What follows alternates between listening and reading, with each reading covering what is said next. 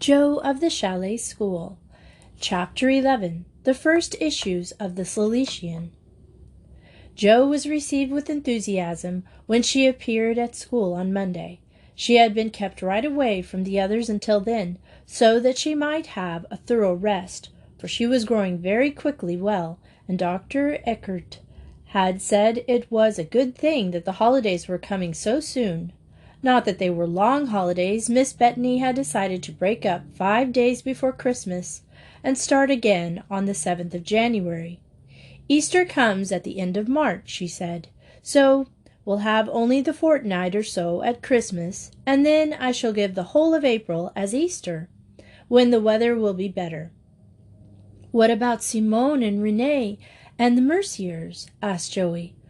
Mademoiselle is going to take them to Vienna, and Miss Maynard will take the 3 Italian girls up to Munich. You and I, Joey, are going to Innsbruck. To a hotel? Demanded Joe eagerly.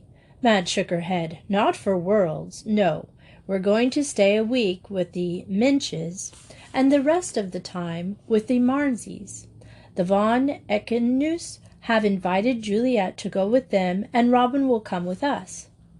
What about Grizel? Asked Joey. Grizel is going home to England, replied Madge. Her grandmother is very ill, and has asked her to come, so she is going, and will not return till the end of January. Mr. and Mrs. Stevens are coming to Salzburg, so Amy and Margia will go with them. There'll be only Robin with us, and you won't mind her. Oh, no, I love the Robin, said Joe happily.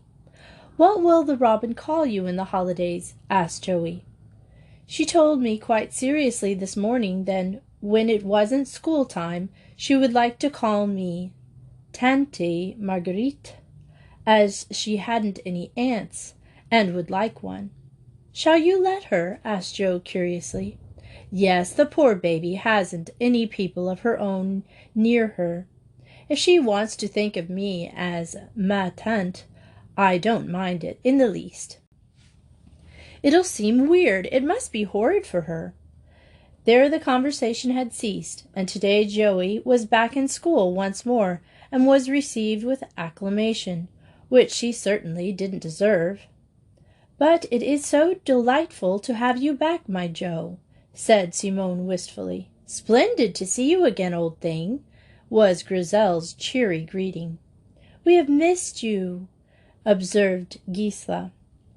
It snowed all next day, making yet deeper the deep mantle which lay on the land, but towards evening it ceased, and Brunhilde, the weather-wise, proclaimed that it was going to freeze, and that soon the lake would be fit for skating, provided no wind got up to rustle the ice. She was right. When they had tumbled out of bed the next morning, every single liquid that was not near a stove was frozen like a stone. The lake lay black against the snow, and the snow itself was hard as a rock. There was no wind, and the sky above was a clear, pale blue, and almost cloudless. The girls were overjoyed, especially the English girls, for they had never known a winter like this. In the houses the great porcelain stoves were kept as full pitch, and the windows were covered with marvelous fairy designs, through which it was impossible to see. Joe, with a vivid remembrance of Hans Christian Andersen's fairy tales, warmed a penny and made little round holes on the panes, just as Kay and Gerda did, and the Middles gazed out entranced on what she insisted on calling Storyland. At 12 o'clock everyone wrapped up warmly, and they went out and raced about, shouting and laughing. Even Joe, with 2 of everything on, and 1 over for luck, of some things, to quote herself, trotted forth to enjoy the fresh icy air. The glare of the snow under the December sun was terrific, so that they all wore sunglasses and shrieked with laughter at each other's faces. We shall skate tomorrow, said Gisela, looking at the lake. See, there are people on it already, and she pointed to the Seespitz and of the Tarnsee. There were 2 or 3 figures were to be seen circling about on the ice. "Gorgeous!" cried Joey enthusiastically. "I've never really skated in my life." "Have you not?" asked Wanda, with wonder in her eyes. "But how strange." "Not at all," replied Joe. "We lived in the south of England, and there was never a long enough frost for the ice to reach the bearing stage. Not that I can remember, anyway. It is frightfully difficult to get your balance." The girls, who were accustomed to skating every winter and had been so from their earliest days, were rather nonplussed by this question, which they did not know how to answer. "I do not think it is very hard," said Brunhilde at length. "I do not remember." "Here is Madame," said Gisela. "She comes to call you into the house, Joey." "Blow," said Joey. "It's quite warm in the sun." However, when Madge called her, she went obediently. "Sorry, Joey," said Miss Bethany, "but it's too soon after your last cold to take any risks." "It's hard luck all the same," sighed Joe. "Yes, I know it's my own fault, but it doesn't make it any nicer. Can I skate tomorrow if the ice holds?" "We'll see what you're like after today," replied Madge cautiously. Joe ran into the chalet and was met by Marie, bearing a large parcel. "For you, Fräulein Joey," she smiled. "For me?" Joey stared. "Whatever is it?" she exclaimed. "The label, Gebrüber Herzing Drucker. Oh, it's the magazines." She snatched the parcel and ran from Marie. "How gorgeous! I didn't think they'd be here so soon." "Marie, thank you so much." Marie dashed out into the snow, to return presently with an anxious-looking Madge. "Joey, what is it? Don't you feel well?" she demanded. "Goodness, yes. But look, the Cilician has come. That's why I wanted you." Miss Bethany drew a long breath of relief. "Oh, what a fright I got. Marie simply said you wanted me at once. I quite thought you must be feeling ill again." "Well, I'm not. Come on, let's go into the study and look at them. I'm dying to see it. The first magazine I've ever edited in my life." They went into the study. Jo hugged the big parcel affectionately to herself, and presently the brown paper cover was torn off, and there before them lay the first number of magazines. She picked up a copy and held it out to her sister. "There you are, Madame, head mistress, with the editor's compliments." "Jo, you are an idiot," declared Madge. "Don't let the others see you like this."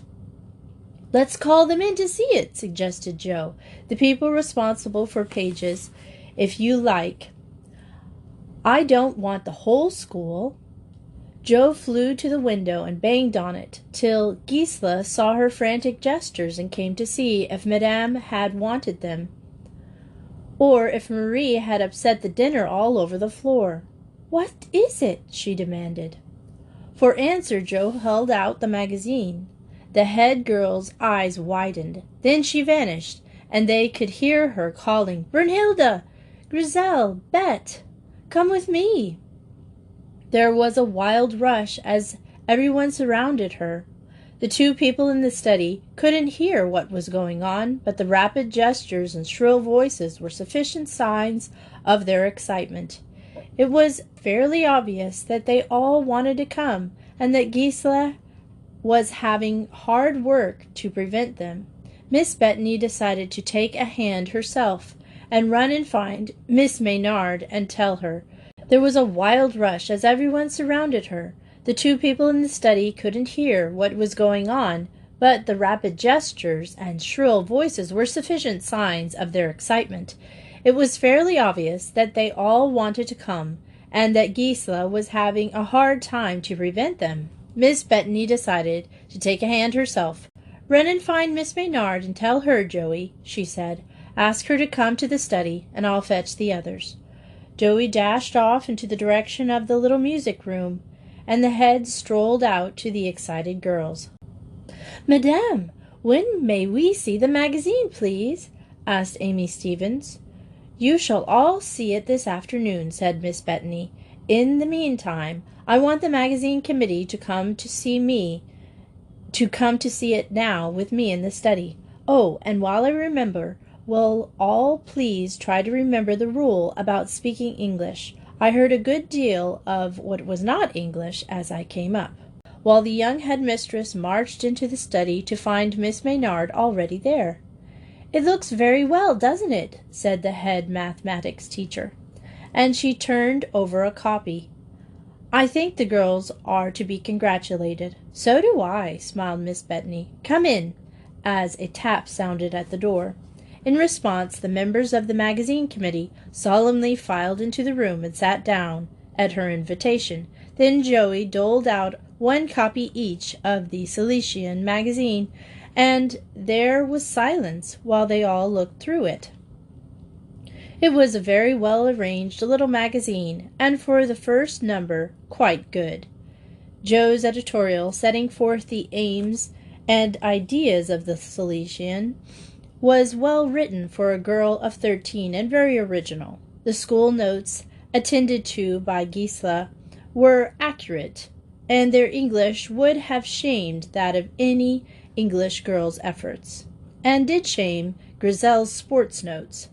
That young lady, in her attempt to avoid slangness, had gone to the other extreme and become almost unbearably stilted. The two mistresses were hard put to be kept straight-faced over such statements as, "Tennis has been most enjoyable during the past season. All have endeavored to do well in cricket." From the slangy Grizel. Brunhilde's narration of how the Tarnsees became a lake and the origin of the Wolfenkulp, a grim dark mountain peak in the northern extremity of the lake, were interesting, but no one save Joe gave them more than a passing glance. Miss Durant had contributed a delightful account of a summer school held by the English Folk Dance Society at Cambridge, and Mademoiselle had written a description of her own first term as a pupil in a big convent school in the south of France. But it was the fiction page which most interested the committee. At least 10 girls had sent in contributions to this page, and 4 had been chosen by Joey for Miss Maynard to select from. As this had been done at the last minute and no one but she knew whose had been taken, so they were all agog to know.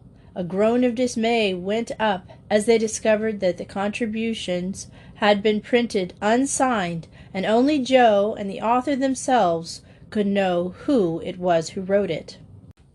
The Wooden Bowl of Hans Sneeseman, read Gisela. But who then wrote it? It is a story of kobolds. She glanced up in time to catch the expression on Joe's face. That young lady was staring at Miss Maynard with startled eyes and wide-open mouth. "Joe!" exclaimed the head girl. "You have written it? But it is charming!" cried Brunhilde, who had been eagerly reading it. "Joey, I make you my compliments." But, gasped Joey, "I never gave it to you, Miss Maynard. I didn't give you anything." "I know you didn't," replied Miss Maynard calmly. "I found it laying on the floor under your desk one day, and liked it so much I decided to use it." "Splendid!" Grizel put in her word. "It's simply gorgeous, Joe. I can't think of how you did it." Joe remained dumbfounded. It was so unexpected that for once she hadn't a word to say for herself, while the rest exclaimed delightedly over it. It was a very simple little tale following well-known lines. A poor forester met an old woman who begged food and shelter for him. He had only a little log hut and a wooden bowl he himself had made. In the bowl was a very little vegetable stew, which formed his one daily meal. Nevertheless, he gave it up to the stranger, who ate it, and then suddenly vanished. The next morning, as Hans Sneeseman, the forester, was walking, hungry and somewhat disheartened, a radiant angel appeared to him, who informed him that it was she whom he had helped the night before, and for his generosity and unselfishness, the help he had given should always be his, and he should never be in want again so long as he lived. Then the young angel vanished, but from that time forth everything went well with Hans Sneezeman, who remained always humble-minded, generous, and unselfish, and to remind him of his days of poverty, and to keep himself from becoming proud, always ate his meals out of his wooden bowl, which was buried with him when he died. It was slender enough, for it was gracefully written, with a certain sense of humor to flavor it. All things considered, it was a remarkable thing for a schoolgirl to have produced. Madge Bettany read it with wonder. She had always known that her little sister was gifted in that way, but she had no idea that the gift was so unusual. In the years to come, Jo Bettany was to astonish those who knew her again and again with her writings, but her sister never forgot that icy winter day at the Tarnsey when she first discovered that the family baby was going to write.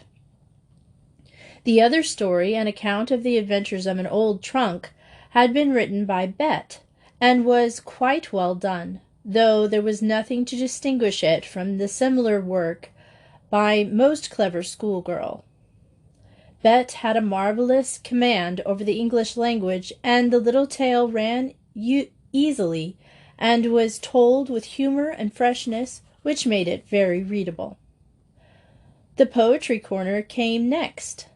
The Salesian discovered the interesting fact that the Chalet School contained a quite number of would-be poets. Like the stories, all the verses were unsigned, but it was a comparatively easy matter to name the writers. Rosalie, an otherwise undistinguished member of the school, had sent in some pretty lines on roses. Gisela had contributed a couple of stanzas on spring, and Gertrude had given very charming old pictures of the lake. The surprise of this page lay in 4 lines, untitled. Lilies in the garden, roses on the wall, apples in the orchard, there's plenty for us all. Some prefer the apples and some prefer the roses, but I always think the lily is the fairest flower that grows. Who wrote that, Joey? Asked her sister. It's rather pretty. Which is? Demanded Joey, rousing up from her rapture, at first seeing herself in print with some difficulty. The little verse called a rhyme, replied Miss Bettany. That? Oh, Amy Stevens sent it in. Amy? Jo, are you sure? Of course I am. Jo sounded distinctly injured. Miss Bettany made haste to apologize for seeming to doubt her. I'm sorry, Joey, but, well, it's very good for such a little girl. She's only 8. Yes, it is decent, isn't it? Observed the editor complimentary, as she turned to the correspondence page, and then finally the head's letter. I say, I don't want to buck, but don't you think it's a good magazine for our first? A chorus of assents answered her. They were all agreed. It was a good magazine for the first. And, said Miss Maynard, later on, when she and Miss Bettany were alone, it looks to me as though 2 of the contributors to the first number of the magazine will be writers some day. The headmistress nodded. Yes, at least I hope so. At any rate, we must see that they have every help and every encouragement. Miss Maynard collected her possessions and turned to leave the room. When we are old, she observed as she opened the door, I expect we shall be proud to say that we helped with the education of Avie Stevens, the poet, and Josephine Bettany, the well-known novelist. There are a good many consolations in our profession. Then she went out and left the sisters of the future well-known novelist to groan over a map of that young person's and wonder why Joey never seemed able to put in a contour line correctly. Chapter 13. The Hobbies Club. Oh, you've upset my cards. You're mean, Griselle Cochran. "Well, you shouldn't have them all over the place, then," retorted Grizel, as she hastily stooped and began sweeping the postcards together.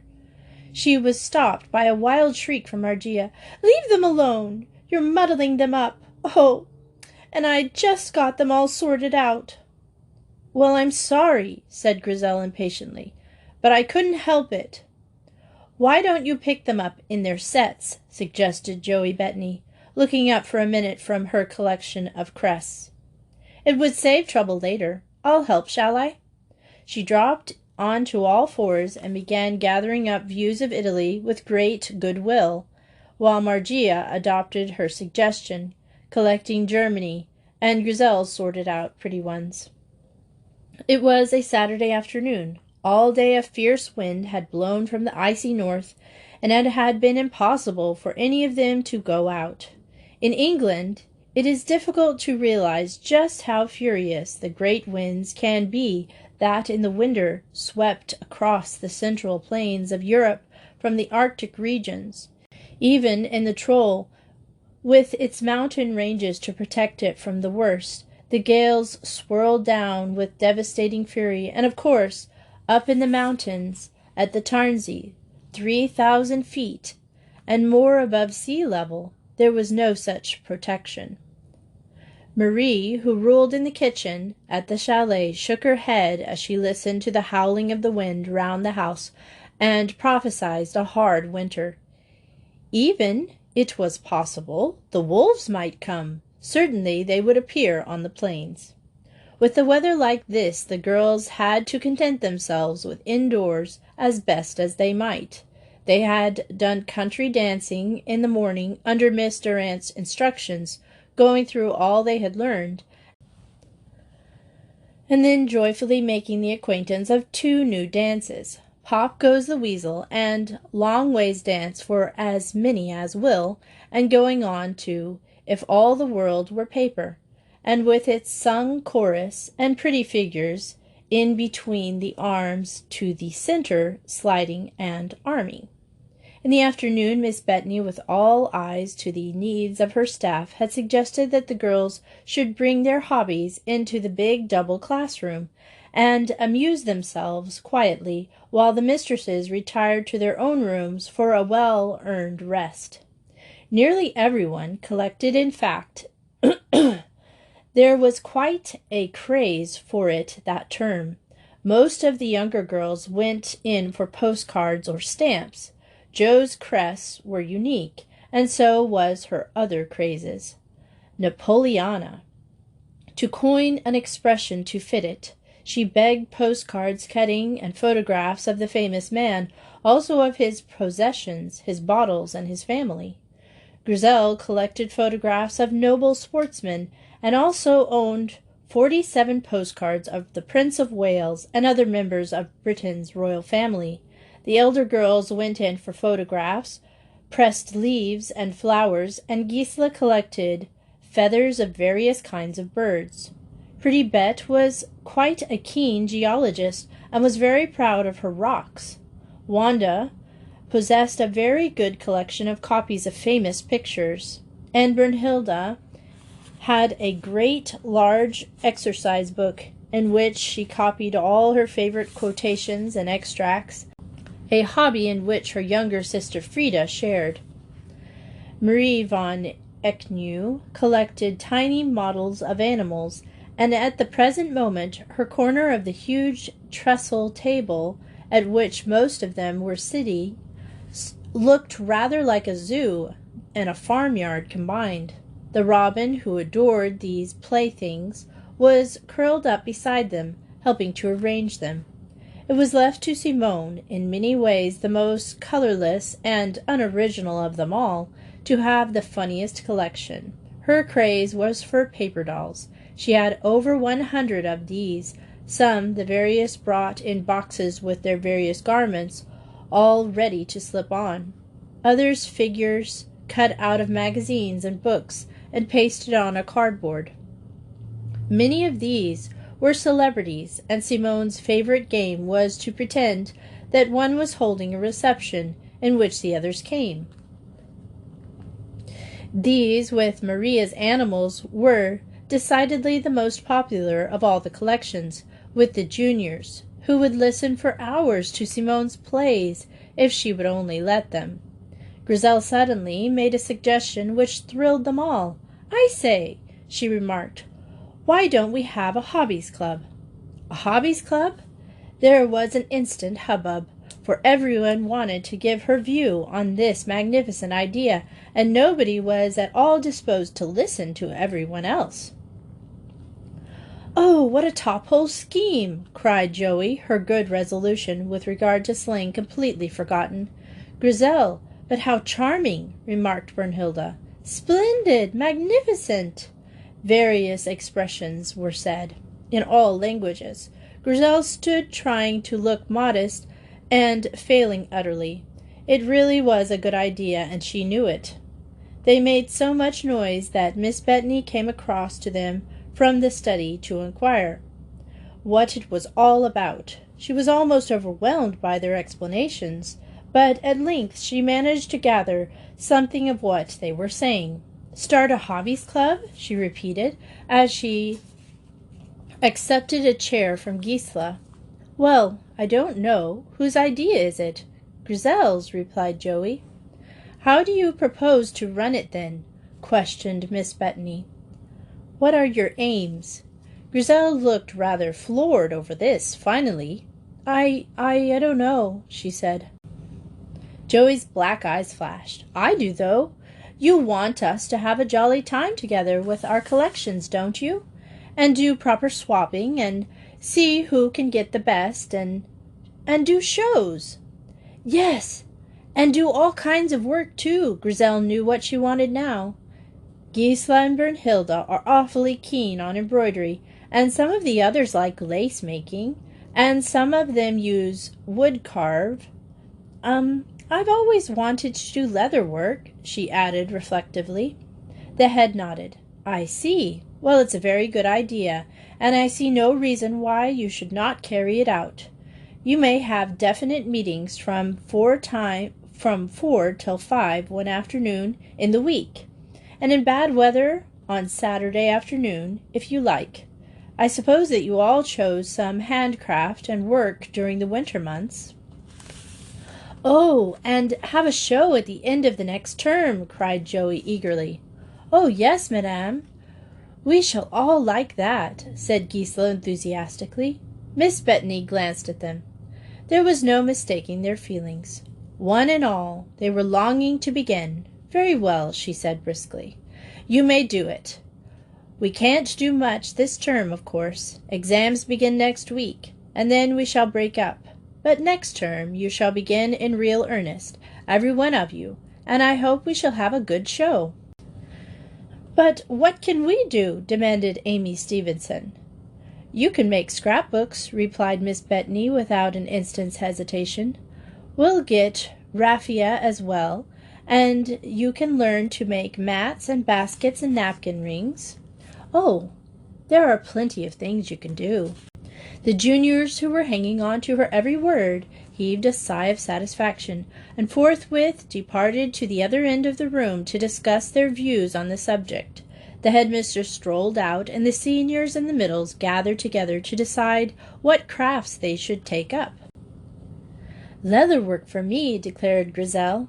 "I'll make bags and bookmarks and moccasins." "I'm going in for fretwork," decided Joey. "I'll cut jigsaw puzzles. It'll look easy to me and make jolly presents. What's everyone else going to do?"